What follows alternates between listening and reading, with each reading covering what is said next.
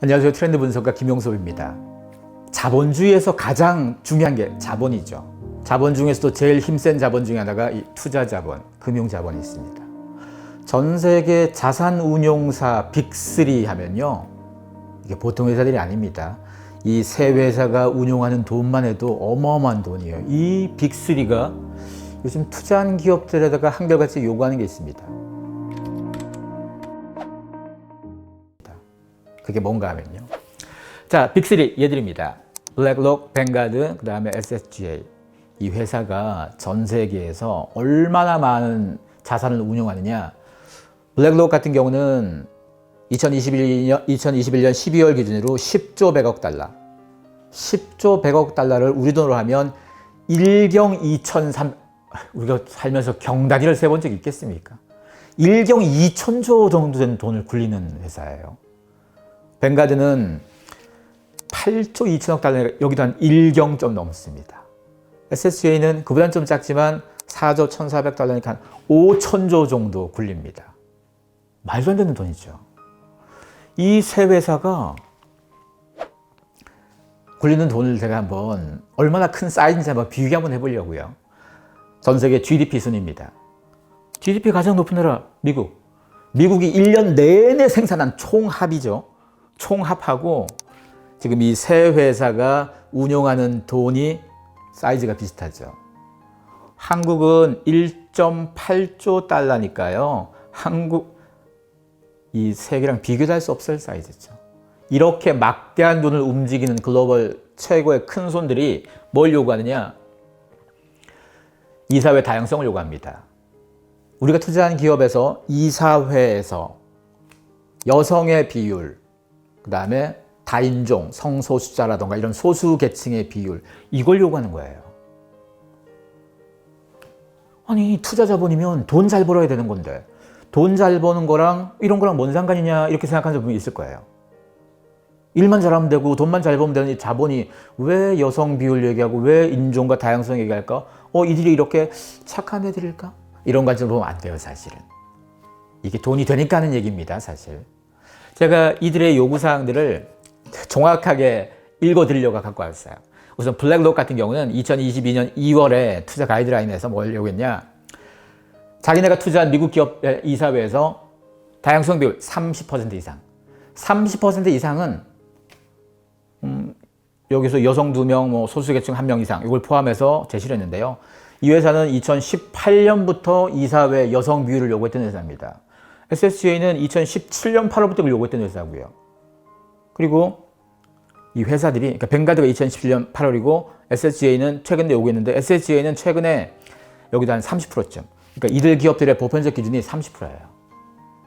우리가 투자한 기업에서 이들이 투자한 기업이면 굉장히 큰 기업들인데 이들이 투자한 기업에서 이사회에서 여성을 포함한 다양성이 30% 이상을 되지 않으면 뭘 할 거냐? 보통 회사가 주주총회 하잖아요. 주주총회 때 어떤 안건들을 통과시키는 게 주주총회인데 반대하겠다 우리는. 어떤 안건을 내서 우리는 반대하겠다. 이거 안 맞춰주면. 딱 여기까지만 들으면 얘들이 왜 이러냐?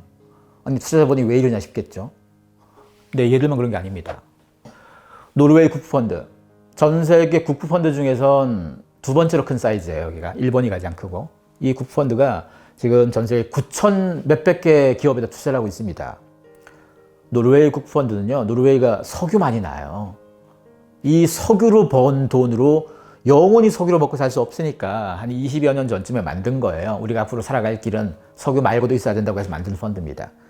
이 펀드에서도 요구한 사항들이 30%입니다. 여성 비율. 투자한 기업들 중에서 이사회 여성 비율 30% 넘지 않으면 주주총회 때 반대하겠다. 반대표 던지겠다. 사실 노르웨이 국가정책이요. 500대 기업. 노르웨이 500대 기업에서는 여성 이사 비율이 40%입니다. 이거 이상 돼야 됩니다. 어떤 사람들은 이렇게 할당하는 것처럼 느껴졌을 때 이러면 능력 있는 사람, 능력 있는 남자가 있어도 좀 손해보는 거 아닌가 이렇게 생각할 텐데요. 능력 있는 남자가 손해보는 것보다 능력 있는 여자가 손해봐서 못 올라간 게 훨씬 많아서 이런 걸 자꾸 만들어내는 거죠. 그리고 여긴 이분도 나섭니다. 골드만삭스는 세계적인 투자은행입니다.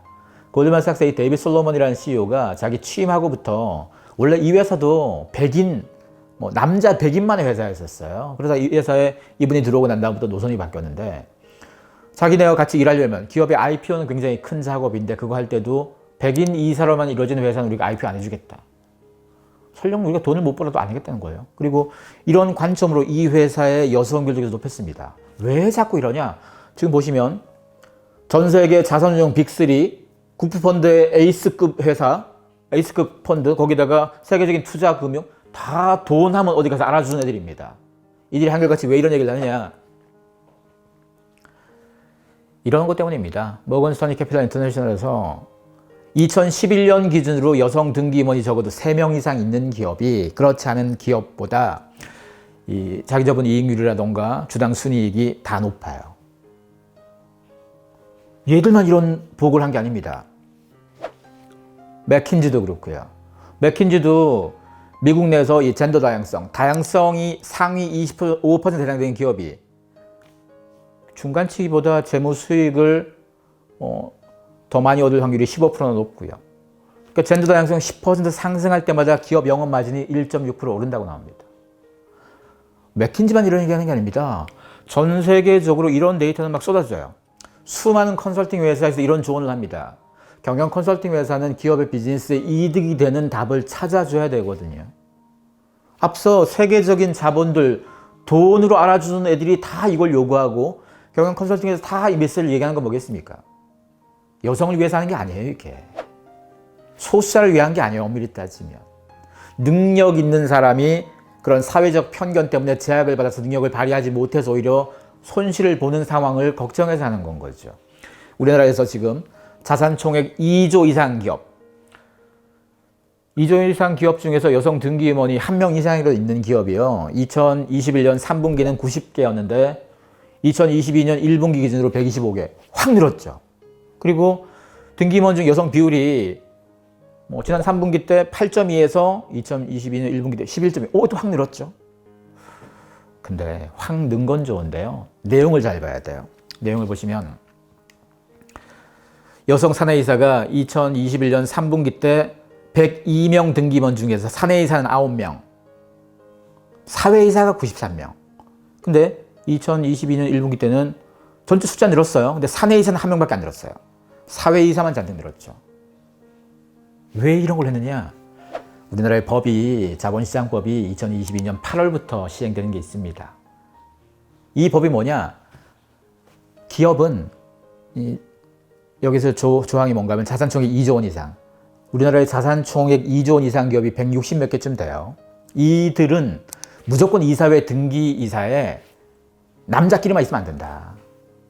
서로 다른 성이 섞여야 된다. 이게 법으로 나온 조항입니다.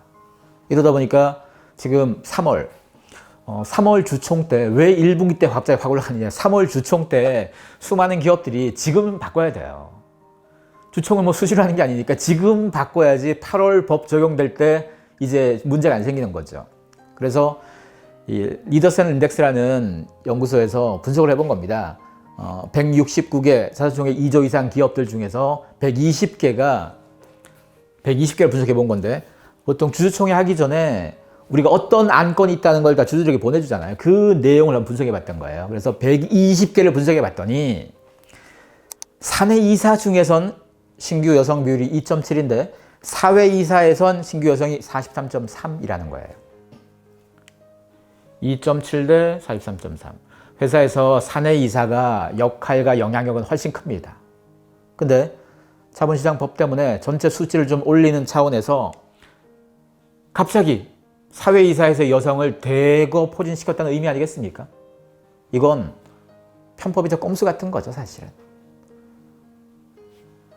전체적인 수치에선 개선된 건 맞긴 하지만 기업이 갖고 있는 태도를 보시면 태도에선 그냥 우리가 이런 법에서 살짝 피해 나갈 방법만 찾은 거죠.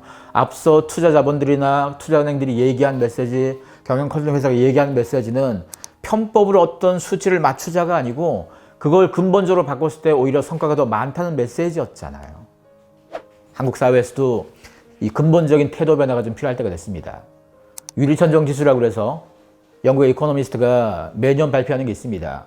전 세계 주요 선진국 29개국 대상으로 조사하는데요. 29개국의 위리천정 지수 순위를 보세요. 한국 수년째 제일 바닥에서 굳건히 꼼짝도 안 하고 있습니다. 미미하게 우리가 여성 등기 임원 비율이 조금 올라가긴 했어도 그럼에도 불구하고 여전히 세계 수준으로 봐서는 굉장히 하위권입니다.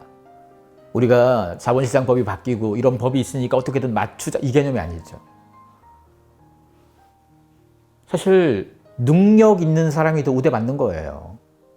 능력 있는 사람이 남자일지 여자일지 상관없이 더 우대받아야 됩니다. 근데 대부분의 교육도 대부분의 환경에서도 일방적으로 남자만 능력을 발휘시키면서 살아오진 않아요. 초, 중, 고, 대학교까지 공부 잘하고 유능한 순서로 따지면 여학생들이 훨씬 많습니다. 근데 대부분 기업에서 이사회에서 등기임원 중에서 여성의 비율이 10% 미만입니다. 우리가 그것도 최근에 많이 올라가서 10% 정도 된 거고요. 작년까지는 뭐 한 5%, 6% 이 수준이 많았습니다. 글로벌 수준으로 보통 25% 이상 되는 데가 많았는데 이런 부분에 대해서 한번 생각해 볼 필요가 있습니다. 결국은 왜 글로벌 돈줄, 왜 자본주의의 가장 첨단, 가장 앞서 달리고 있는 그런 기업들이 왜 다양성을 얘기하느냐. 이게 비즈니스의 이득이라서 그렇습니다. 우리는 이런 문제를 바라볼 때 뭐 소수자를 도와주자 이런 말랑말랑한 감정 뭐 이런 태도를 보면 안 됩니다. 계산기를 두드려 봐야 됩니다. 비즈니스의 관점으로 이 문제를 바라보는 것. 우리가 ESG에 관심 가지는 것 또한 마찬가지. 착한 이런 태도가 아닙니다. 이런 관점으로 보는 게 필요합니다. 그래서 오늘 투자자분들이 왜 이런 얘기를 하는지 잠깐 말씀드렸습니다.